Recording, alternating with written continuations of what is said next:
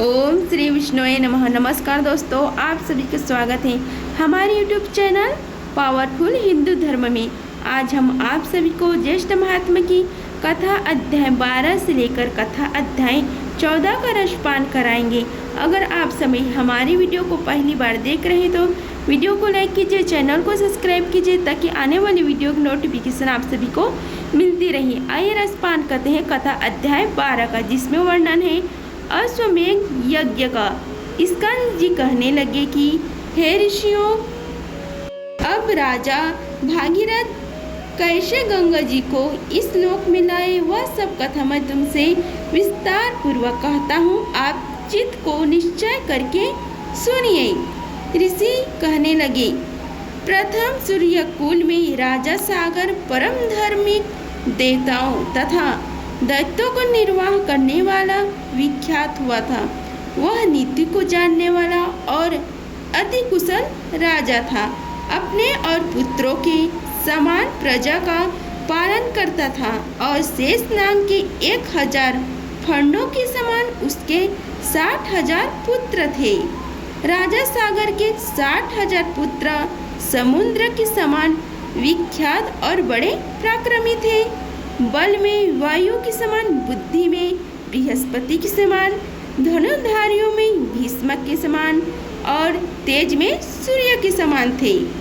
राजा सागर के 60,000 पुत्र समस्त विद्याओं में कुशल तथा धर्म में परायण थे।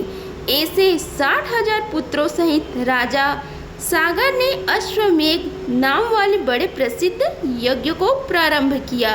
राजा सागर ने ऋषि वशिष्ठ की आज्ञा अनुसार और उनकी सहायता से विधि व संकल्प करके यज्ञ को खोड़ा छोड़ दिया। अनेक सेनाओं से सुशोभित सेनाचरों तथा वीरपुत्र सहित यज्ञ को घोड़ा, जिसकी रक्षा के लिए राजा सागर के 60,000 पुत्र थे, वह चल पड़े।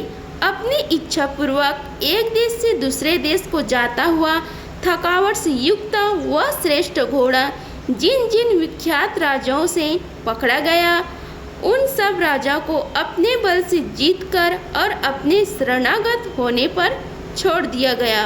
इस प्रकार इस भूमंडल के समस्त राजाओं से कर लेकर उसे छोड़ दिया गया और उन राजाओं से कर में गधे, ऊंट, घोड़े, हाथी और धन आदि सब सामान एकत्रित करके अयोध्या लाया गया। इसके पश्चात यज्ञ की समाप्ति पर विधि पूर्वक ऋषि जनों को दक्षिणा दी गई और 10 दिशाओं से लाया गया। सब द्रव्य वस्तु तथा अपने राष्ट्र का भी बहुत साधारण कामना रहित होकर ब्राह्मणों को दान में दे दिया गया। इस तरह राजा ने 99 यज्ञ किए। इतने यज्ञ होने पर और जब सव्य में एक यज्ञ बाकी रह गया, तब स्वर्ग के राजा इंद्र चकित हो गए और घबरा कर सोचने लगे कि अब मैं क्या करूं और कहाँ जाऊं, मेरी रक्षा कौन करेगा। राजा सागर के 100 यज्ञ पूर्ण होने पर वह अवश्य मेरा इंद्रासन छीन लेगा। ऐसा विचार कर युद्ध के लिए तत्पर हो गया और समस्त देव सेना लेकर पृथ्वी पर आ गया। सागर पुत्रों ने भी सहसा इंद्र को आए हुए देखकर यह निश्चय करके कि दैत्यों के राजा इंद्र यज्ञ का घोड़ा छोड़कर ले जाने के लिए आया है। किंतु 60,000 राजा सागर के पुत्र इंद्र के पास आए और नमस्कार करके बड़े आदर और शांति के साथ वचन बोले कि हे स्वामीन, हे सचिपते, यहाँ आपका आना कैसे हुआ।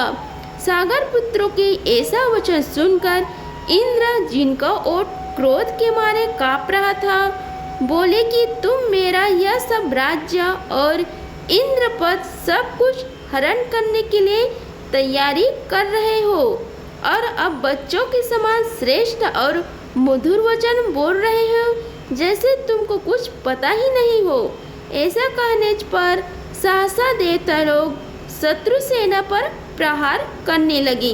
तब देवताओं के भय से सागर पुत्रों की सेना भयभीत होकर अपने प्राणों की रक्षा करने के लिए दसों दिशाओं की तरफ भागने लगे। युद्ध के कारण अति अंधकार हो गया और दसों दिशाओं बाणों से व्याप्त हो गई। अपने और पराये का कोई ज्ञान न रहा। इस प्रकार वे परस्पर युद्ध करने लगे। देवता लोग देवताओं को और सागर पुत्रों को मारने लगे। अपने पराये का कुछ भी ज्ञान न रहा। उस संग्राम में हाथी पर सवार केवल एक इंद्र और 60,000 केवल सागर पुत्र ही रह गए। अति चिंता से व्याप्ता इंद्र श्री विष्णु भगवान के पास गए। इंद्र के चले जाने पर सागर पुत्र और उनकी सेना अपने निवास स्थान को चली गई। इति श्री ज्येष्ठ मास महात्म्य अश्वमेध यज्ञ वर्णन 12 अध्याय संपूर्ण हुआ।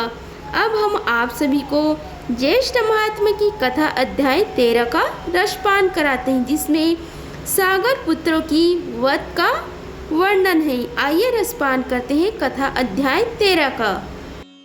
स्नान आदि से निवृत्त होकर श्री ज्येष्ठ महात्मा की कथा का प्रतिदिन अध्ययन करना चाहिए। आइए रसपान करते हैं ज्येष्ठ महात्मा की कथा अध्याय 13 का। स्कंद कहने लगे कि हे ब्राह्मणों, जब इंद्र ने यज्ञ का सब वृत्तांत श्री हरि विष्णु से कहा, तब भगवान श्री हरि विष्णु ने मन से ध्यान कर इंद्र से निश्चय होकर बोले कि हे इंद्र, मुझको असामर्थ्य शिव जी को उन लोगों ने नहीं बुलाया है, इसलिए मैं तुमको एक उपाय बताता हूँ। तुम उसे उपाय को ध्यानपूर्वक करो। तब हे सुमंता, मैं तुमको अवश्य करने वाली विद्या देता हूँ। तुम पवित्र होकर उस विद्या को ग्रहण करो और निर्भय होकर फिर जाकर विधि से उस विद्या का जाप करो। सावधानी से यज्ञ के घोड़े का हरण करो और उसी तरह मौनपूर्वक कपिल ऋषि के आश्रम में जाओ। सब देखकर यज्ञ के घोड़े को रखकर स्वर्ग में जाकर पूर्ववत अपना काम करो, अन्यथा राजा सागर यज्ञ के बल से बलवंतित होकर सबको मारेंगे। भगवान के वचन सुनकर इंद्र ने विधि विधक स्नान किया और अदृश्य कारिणी विद्या को ग्रहण कर प्रथम मधुसूदन भगवान को प्रणाम किया और पूछा कि हे भगवान, कपिल मुनि कहाँ पर रहते हैं? तब श्री हरि विष्णु ने बताया। श्री हरि विष्णु कहने लगे कि कलिंग देश में पूर्व की तरफ पृथ्वी के अंदर गुफा में कपिल ऋषि ने पताल के समान भूगृह बना रखा है। उसी भूगृह में ध्यान अवस्थित होकर कपिल ऋषि रहते हैं। श्री हरि विष्णु के वचन सुनकर इंद्र यज्ञ घोड़ों के पास गए और भगवान विष्णु के उपदिष्ट विद्या का ऋषि देवता के सहित जाप करते हुए यज्ञ के घोड़ों को लेकर शीघ्र चले गए।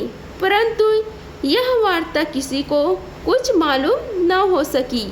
एकांत में ध्यानमग्न कपिल मुनि को देखकर इंद्र ने विधि पूर्वक प्रणाम किया और यज्ञ के घोड़ों को वहां बांधकर इंद्र अपने स्वर्ग को चले गए। परंतु मन में फिर भी शंका बनी रही। इधर यज्ञ के घोड़े के हरण हो जाने पर उसके रक्षक एक साथ अज्ञान से मोहित होकर सबों ने राजा से आकर कहा, समस्त पृथ्वी तल के भाग को देखकर देवलोक देखने के लिए स्वर्ग को आए। इसके पश्चात नक्षत्र लोग गए और इंद्र की पुरी को गए। संशय में पढ़कर व्याकुल सागर पुत्र इंद्र के प्रत्येक गृह में दूसरे को गृह तथा नगर में अटारी समस्त शाला वन उपवन दिक्पालों की लोकों तदंतर ब्रह्मलोक कैलाश हिमवान तथा अनेक मेरु पर्वत समस्त गुफा और शिखर गंधर्वलोक, यज्ञलोक, तदंतर विष्णुलोक भी गए, किंतु इस प्रकार सागर पुत्र सब लोकों में घूमे, परंतु यज्ञ के घोड़े का कहीं पता नहीं लगा। फिर वह पाताल लोक को गए और 7 पातालों को देखा, पर फिर भी उन्हें घोड़े का पता नहीं लगा। फिर वह निराश होकर अपने शिविर में गए। सब दुखी होकर प्राण त्यागने को तैयार हो गए और सब काल से प्रेरित होकर पृथ्वी को खोदने लगे।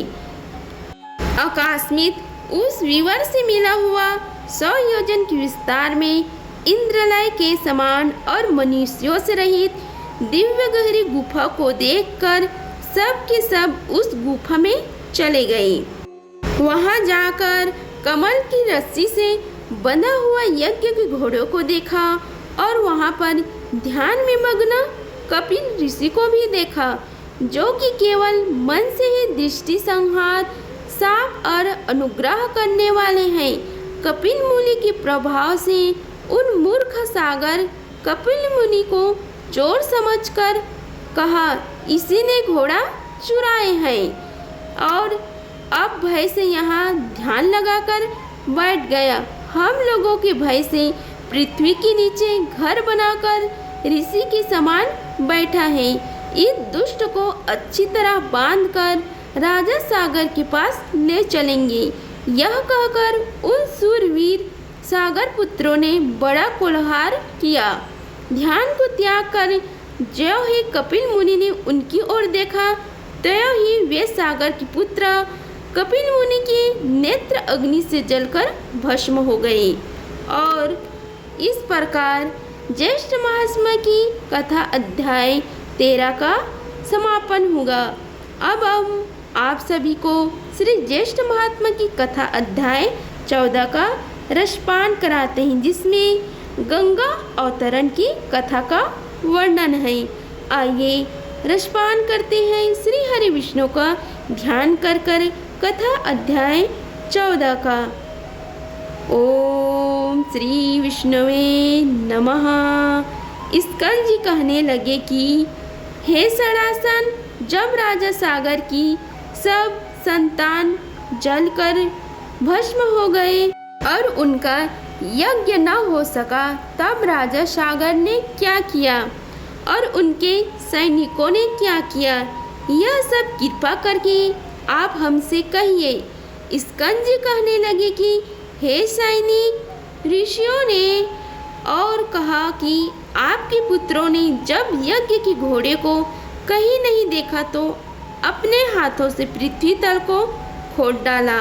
उसके बाद उसके अंदर उस बिल से मिला हुआ 100 योजन के विस्तार में एक गुफा मिली। उसके अंदर बहुत से सैनिकों सहित उसके पुत्र सब के सब चले गए और हम सब लोगों को बिल के द्वार पर रोक दिए। कितने ही दिनों जब तक वह बाहर नहीं आए और हमको बिल के द्वार पर खड़े रहने के कारण पूछा। पता ही नहीं लगा कि वे अंदर क्या कर रहे हैं। इतने में ही पाताल के समान वह बिल अग्नि से पूर्ण हो गया और हम लोग अग्नि ज्वाला में व्याप्त हो गए। फिर हम लोग वापस आकर समाचार आपसे निवेदन किया। हे राजन, उनकी क्या गति हुई? मुक्त हो जाने के कारण हम कुछ नहीं जान सके। उन सैनिकों के ऐसा वचन सुनकर पर्वत पर वज्र के प्रहार के समान राजा सागर पृथ्वी पर गिर गए और मूर्छा खाकर मृत वर्षे लगने लगे। यह सब देखकर उसके आत्मजनों और ऋषियों ने हाहाकार मचा दिया। उसके पश्चात सभी ने उसके ऊपर जल का छिंचन करने लगे। राजा को मूर्छित से जागृत देखकर ऋषि लोग कहने लगे कि हे निप्रा, हे श्राद्धुल, हे प्राणियों की रक्षक, शोक मत करो, क्योंकि पुरुष वीरवशाली होते हैं। आप और हम सब उस बिल के अंदर चलेंगे और वे सब उस बिल के अंदर वाले जीव का बल और पराक्रम देखने के लिए यज्ञ के कार्य को समाप्त कर चल पड़े। मार्ग में सैनिकों ने देवताओं से भी दुष्कर कर्म जो सागर पुत्र ने किए वे राजा को दिखलाकर बिल प्रदर पृथ्वी का समस्त भाग टूटा हुआ देखकर ऋषि लोग कहने लगे कि हे उपस्थित वृद्ध लोग, आप लोग सुनिए। हम सब राजा सागर के भाव को समझकर कहते हैं कि यह बड़ा भारी जो गड्ढा नजर आ रहा है सब समुद्र हो जाएगा। इस प्रकार विवाद करते हुए वह सब विचार के समीप चले गए और उसके समीप सब सेना को खड़ी करके धर्मात्मा राजा सागर ऋषियों के साथ संयत होकर परम अद्भुत भूगृह के अंदर चले गए। वह भूगृह के इंद्रलोक के समान रत्नों से प्रदीप्त प्राणियों के संचार से रहित और सुंदर था, परंतु भस्म से पूर्ण था। राजा और ऋषि लोग देखकर क्रम से उस तेज पुंज के पास चले गई। जलते हुई अग्नि के समान तेज से व्याप्त उनको देखकर, जो कि प्रज्वल मान परमात्मा ध्यान मग्न और योग के गम्य है, सब ऋषि आदमियों ने कुछ देर बाद उनको कपिल मुनि जानकर नमस्कार किया, उनकी स्तुति करने लगे, कहने लगे कि हे देव, आप नित्य हैं, हे परमानंद, आपकी जय हो। जगत के कारण रूप तथा मन से सृष्टि का संहार करने वाले आपको नमस्कार है। हे सद्गुण को धारण करने वाले हरि स्वरूप आपको नमस्कार है तथा तम रूप में उपस्थित रुद्र अर्थात शिव स्वरूप आपको नमस्कार है। हे अखिल लोक वंदना के योग्य हैं, सुरासुर से पूजित चरण कमलों वाले आपको नमस्कार है। हे दया के सागर, संसार रूपी सागर में फंसे हुए हम लोगों की आप रक्षा करें। हे ब्राह्मणों के स्वामी, शीघ्र हम लोगों का उद्धार करें। आप ही आदि स्वरूप 12 रूप धारण ही है। इस तरह स्तुति करके राजा सागर पुनः शोकमग्न होकर और दुख काल में जैसा महान पाषाण गिरते हैं, पृथ्वी पर गिर गए। नेत्र खोलकर अपने सामने निश्चित रूप से पतित राजा सागर तथा अनेक ऋषियों को देखकर कपिल मुनि यह वचन बोले। इति श्री ज्येष्ठ महात्म्ये गंगा अवतरण कथा वर्णन 14 अध्याय संपूर्ण हुआ। अगर आप सभी को हमारी वीडियो पसंद आई होगी तो वीडियो को लाइक कीजिए, चैनल को सब्सक्राइब कीजिए और कमेंट बॉक्स में ओम नमो भगवते वासुदेवाय लिखिए। धन्यवाद। मिलते हैं अगले वीडियो में, तब तक के लिए जय श्री राधे कृष्णा।